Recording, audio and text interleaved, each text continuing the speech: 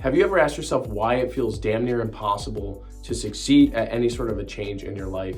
For instance, trying to get rich, or trying to follow a strict diet, or trying to make sort of like some sort of a serious life change that will be beneficial for you in the end. But then you get the opposite, which is the people you see on social media when you flip open Instagram that have, the sports car and they're pulling up to their penthouse and their chauffeur's escorting them out. And you're like, how did they get that? And then when you sit down and you analyze, the first few thoughts that come into your mind are probably like comforting thoughts. So we do this thing that makes us feel better, which is like make excuses for why the person has what they have. This person inherited daddy's money. This person has always had it easy. They don't know what struggle is. If they were in my shoes, they would not be where they are. They haven't made, their life is easy, right? Like, we tend to do whatever we can to take any responsibility or any almost like ownership away from us. Well, the funny thing is none of that is actually true, because if you look at the statistics, you could look this up anywhere. It's pretty much 8 of 10 millionaires are self-made, or I think it's between 72 to 88% of millionaires nowadays are self-made. So what does that actually mean? That means most of these people had no excuses. They made a change and they stuck to it until they achieved their goal. So when you ask the question again, what separates me from them? What makes them the millionaire and make me the, person who's like struggling with money? And then pay close attention to how you answer, because you're most likely going to default to the previous answers that I laid out, which was, my life is difficult. I'm a victim. My mommy and my daddy did this, blah, blah, blah. All the excuses under the sun, right? Almost every single one of us have like some sort of a traumatizing story. That's not to take away from the fact that it may have happened, but it is interesting how these successful people, 8 in 10 of them, probably had similar circumstances to you, maybe even identical, but they still made it happen somehow. So that's actually saying something about you and them. If you guys were at some point on level footing, what did they do to get to where they were, and what are you doing now to remain where you are? Most of this can be boiled down to one simple thing, which is the way we think and what makes up our personal program. So every single one of us has some sort of a program or preconceived notions or things that were just embedded into us from childhood onward. Basically straight out of the womb, whatever we were told to believe about the world around us has led us to believe and act upon the beliefs that we believe today. So if your mom or your father who struggled with money growing up told you money is the root of all evil, for instance, and you're gonna say things like, people that are wealthy are evil or selfish and they don't give a crap about, the lower class. And these thoughts, they're very tempting, especially for people that grew up in a victim mentality household. But really, it's not true at all. The second you start to install different beliefs around money, around finances, around habits, then you can literally turn these things around and start to think similar to these successful people. One of the things that makes it like really difficult is if you're past, I think it's 30 years old, somewhere in there, 30, 35, then you've memorized a set of unconscious programs that are just kind of on auto play, right? And so it's very, very hard to like kick yourself out of that and be like, keep an open mind and change your mind about things. Once you're past the age of 35, it's kind of like you're just going to live your life the way you do, because that's all you know. That's the way you're programmed. It's the way you're comfortable. Your brain, your mind will do all that it can to keep you in your safety bubble, to not question anything or to break free from it.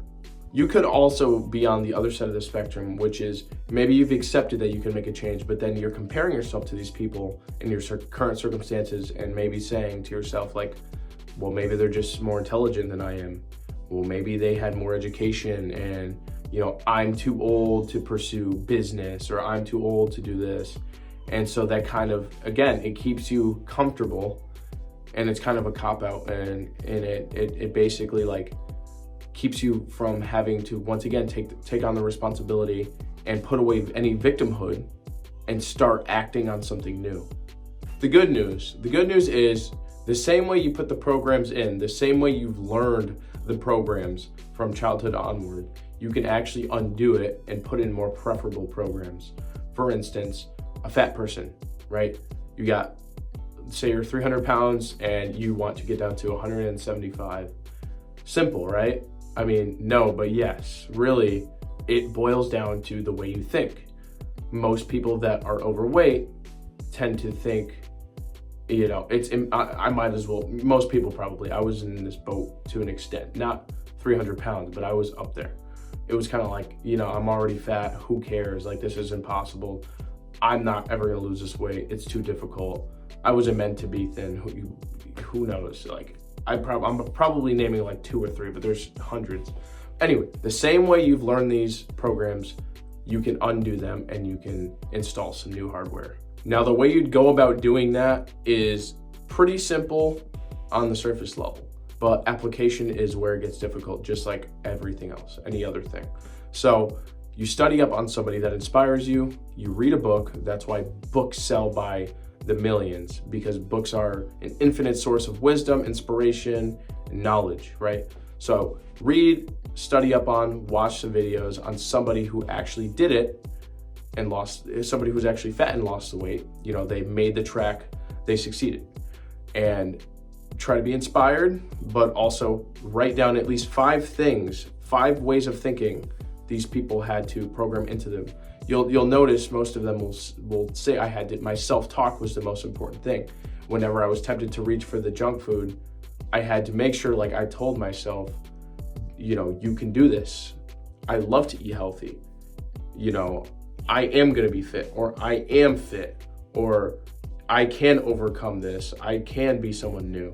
They start identifying with a healthy person who is 175 pounds, rather than the old person who is playing the same programs. You know, this is too hard. You know, let me just sit back and enjoy the ride. Let me be fat forever. Don't do that. You know, as much as it's going to take effort, the willpower will in fact run out, and you're going to be left with your thoughts who will eat away at you until you eventually eat away at the refrigerator. So once you've found the person that inspires you, you write down the thoughts you want to fire and wire away in your brain. Over the next 2 weeks, day and night, waking and right before you go to sleep, you wire these thoughts away before you go to bed. And you pay attention to yourself over the next 2 weeks and catch yourself. Whenever you start slipping back into this victim mode or this fat person mind, fat person brain, whatever you want to call it, then that's when you catch yourself and you be patient with yourself. Instead of, you know, beating up on yourself, you say, no, I'm going to, in a gentle fashion, you say, no, I'm not going to be this person anymore. I'm going to be this person. And then you kind of say the affirmation, or you rewire the thought. You say, I am going to be thin. I love eating healthy. I am a healthy person. And practicing this over time, catching yourself and rewiring, the repetition will outdo the urge to overeat or whatever. And within that 2-week span, maybe even less, it could be more, give or take a couple of days, you're gonna notice that the actions are following way easier than before, because the programming it's almost like you're turning into somebody new, because the way you think is actually going to produce how you perceive the world, how you view the outside. So think as a thin person, be as a thin person. It's as simple as that. It will take a little practice, but you just need to choose those 5 things, those 5 important things. You can narrow it down to 3 just to start, but write it down, fire and wire away, and practice rewiring and thinking differently. Next thing you know, 2 months, 3 months have gone by, and you'll notice you're seamlessly transitioning into this new you. And it's almost like you're attracting your desire to you of being a thin, healthy person. It's coming to you rather than you trying to grab and reach and fight yourself to get there. It's so much easier to just go with the flow rather than fight against the current. So use the gift of reprogramming to become the person who has the things that you desire to have. Do not fight the person you currently are with willpower until the willpower will inevitably run out. All right, guys, so just to boil the main points of this video down into 1 or 2 short, brief sentences, the main takeaway is this: your thoughts and your beliefs determine how you act and how you feel. And if you want to act and feel differently, then you must fire and wire away into your brain new programs which are beneficial for you.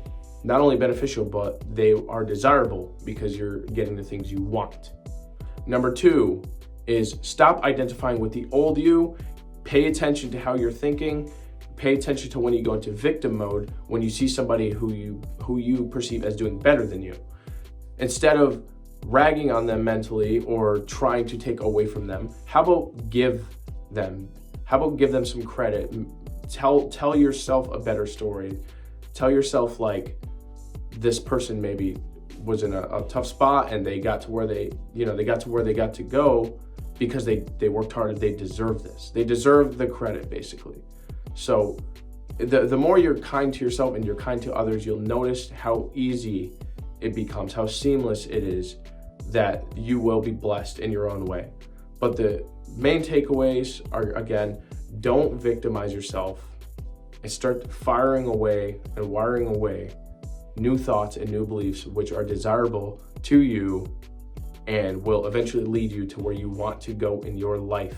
Why waste your life being a victim, being overweight, being whatever, when you can change that simply by just identifying with the new person that you want to be and completely, over time, consistently changing your life, making the right decisions and choices which are going to follow suit with the right state of mind, the right programs, and the right mental.